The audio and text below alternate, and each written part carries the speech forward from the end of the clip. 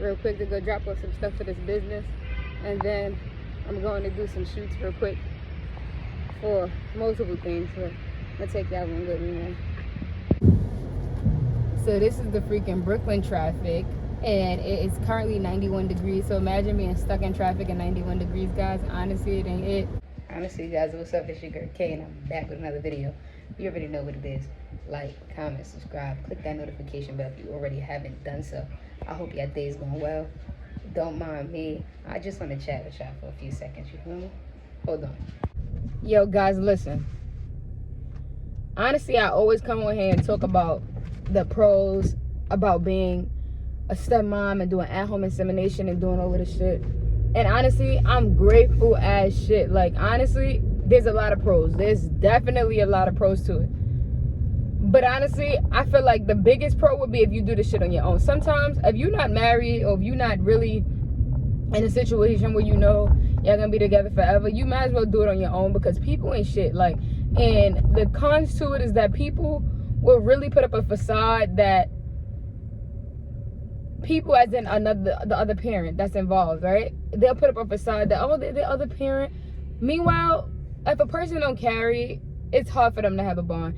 And if a person is not with you, especially from the beginning, it's hard for them to have a bond. So they're gonna walk away at any point in a given time. So all that same parent shit is cool and all, and it sound good, but be careful with who you do that shit with, because people will up and leave in a minute and decide not to be a parent. And this is why people don't respect the whole, oh, not biological parent thing, because y'all make it hard for people to respect it. I wouldn't respect it either, because at this point, it's like, you trying to prove that, oh no, I'm still co-parented, I'm still with somebody who easily can just up and go. I'm happy that my son is still little and don't have to really experience the effects of someone walking out of his life right now. But make sure that y'all make those decisions to stay together, or if y'all gonna separate, make sure y'all make the decision for the child not to be involved with somebody early on, because people really ain't shit. And honestly, I'm the type of person that when it comes to children, I really have to, I'm either all in it or I'm not. And I just strongly love children for who they are. Forget labels and all of that. I strongly love children for who they are. So I can't, and nobody can force me to not love a child, force me to not want to be involved with a child. Now, the difference is some people can take children away from you, right?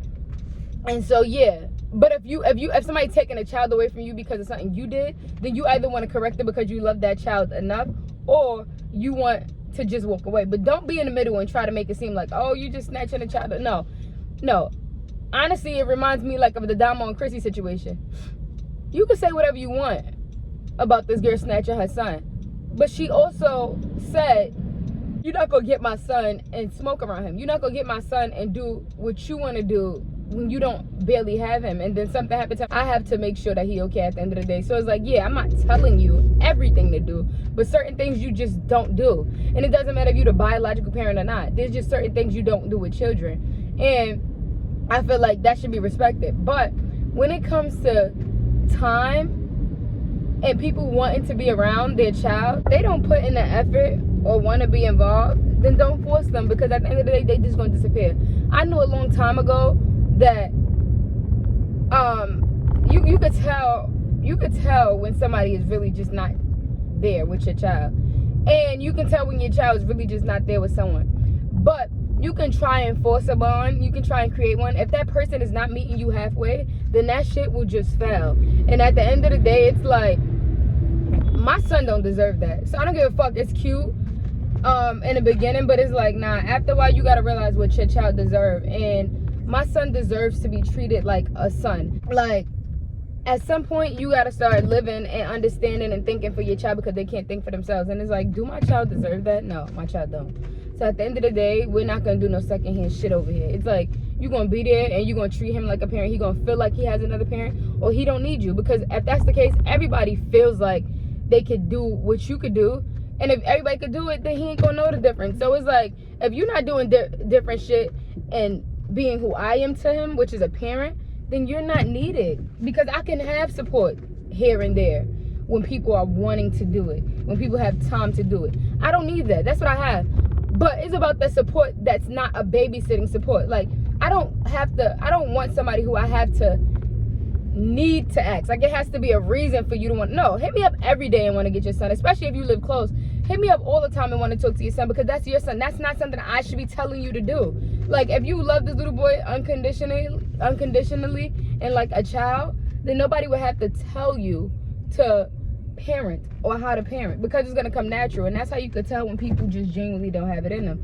Like, people just genuinely is not connected, because if you were, then nobody would have to tell you all these things. So I say this to say, be careful who y'all do this at-home insemination shit with, because realistically, the child is yours because you have them. And I don't regret my son, but I just need people to know that I try and I make effort, because I know the person that I am when I really no longer give a fuck.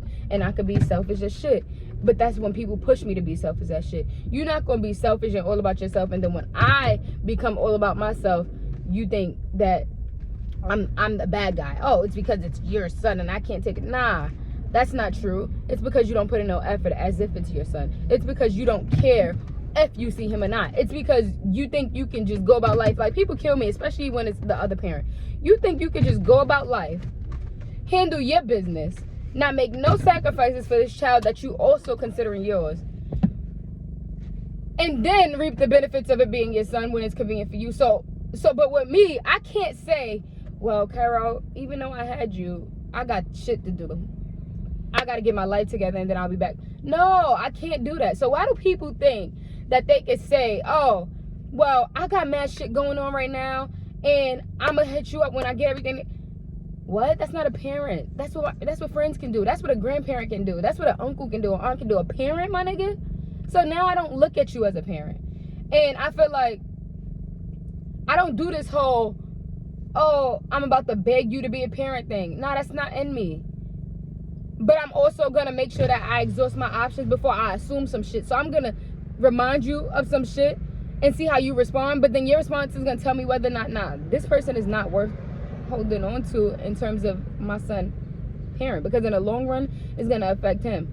So it's like, matter of fact, let's get this over with now. Because what am I going to keep continuing trying to be like, trying to figure shit out and trying to understand? At the end of the day, y'all know that I was heavily into social work before, so that's my first mindset before anything else. Like, I try to think about what people are thinking or another perspective and put myself in other people's shoes before I become that person.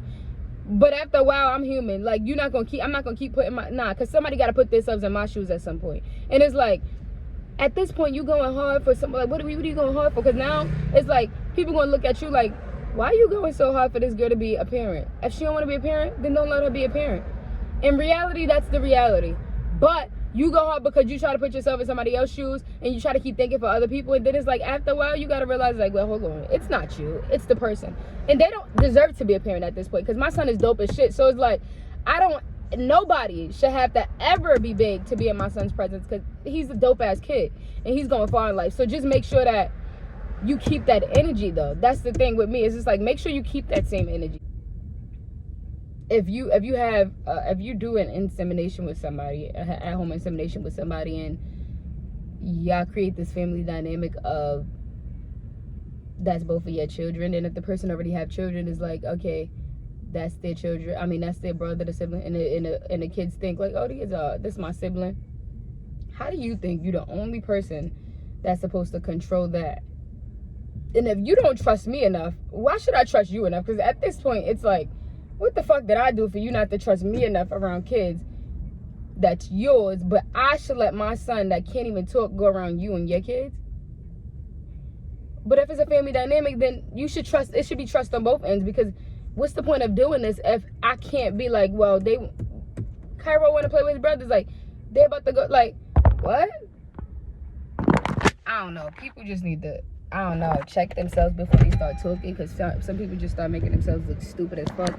And I know y'all probably kind of confused at the last part of this video, and it's because I don't really like doing this whole YouTube stuff. But today I wanted to let y'all know something that might help people who think that this shit is just all like glitz and glamour. People, I always talk about the good shit about being about doing this at-home insemination thing. In reality, it's great, and it becomes great when it's just you. But when it involves other people, it's a headache, because you trying to make people understand shit that they should already understand. Moral of the story, guys, when y'all have these at-home inseminations and y'all do these pregnancies, make sure y'all do it with somebody that y'all really long-term want to be with. Make sure y'all do it with somebody who you understand and understand you, and that's mature enough to understand that if it don't work, that y'all still gonna do what y'all need to do for the sake of the kids. And that's the most important thing, because I see a lot of people hitting me up about like at-home insemination, and if I see a lot of people hitting me up and saying like they next, they want to do it, they doing it. One of two things: make sure it's the right person, or make sure that you're okay with parenting this child by yourself. And I had to come to the terms of, I'm okay with being a parent. What I'm not okay with is somebody coming in and out of his life, because then that confuses me. It's like you ever for parents that single parents, it's like you ever not get a break and then you become comfortable. Hold on.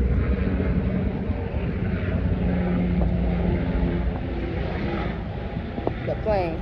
You ever not get a break and then you become comfortable with not getting a break, so you become used to it. Like, all right, I could do this.